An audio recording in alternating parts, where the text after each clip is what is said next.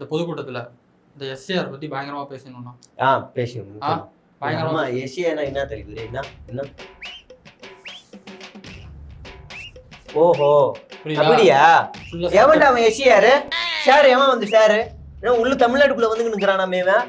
ஏற்கனவே அவன் போயிட்டு பிஆர்ல போயினானா? யாருமா அந்த ஷேரு? என்னன்னு ஒரு சொன்னா பாத்துக்கிறேன். என்னவா அவனுக்கு என்ன எனக்கு தெரியுமா? 40 பேர் வீட்டுக்குள்ள இருக்கிறானுங்க.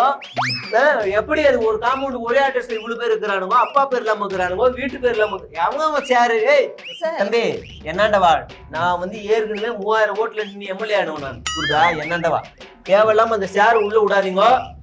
இந்த ஷேர் எல்லாம் பொது கொடுக்க அலவுட் இல்ல. வெளியே அனுப்புங்க, அந்த ஷேரை வெளியே அனுப்புங்க. என்னது சார்ங்கிறது ஒரு நபர் இல்ல சார், அது ஒரு ப்ராசஸ் சார். என்ன சார் உங்களுக்கு தெரியாதா? எங்களுக்கு தெரியாதுமா? எங்களுக்கு தெரியாது, உங்களுக்கு தெரியுமாமா? அமைதியாமா? சரிதா?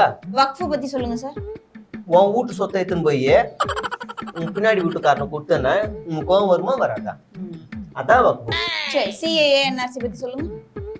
அது வந்து எங்க கரூர் வேலை விசாரிக்கிற ஒரு அமைப்பு. சிபிஐ என்னன்னு சொல்லுங்க. அது தலைவரோட பையன் படிச்ச ஸ்கூலு சிபி. பேசி சமாளிங்க, என்ன கேள்வி கேட்பாங்க. சரி தலைவர், நீங்க போங்க. இங்க பாரு தம்பி, ஐடி கார்டு உள்ள இருக்கவங்களுக்கு தான் அலௌடு. அந்த ஷேர் எல்லாம் யாரும் அலௌடு இல்ல. நீ போன்னு பா. இன்னைக்கு ஒரே கூத்தாக்குது பாரு இன்னைக்கு. பாத்துக்கலாமா? போங்க, நீங்க போங்க, கீழே போய் மீடியா கீழே போங்க. போ தம்பி, நீ கூடவே இருந்து போட்டோ ரீல்ஸ் எடுத்து நீ கமிஷன் கலெக்ஷன் கரெக்டா பண்ணாத. போ இறங்கு போ.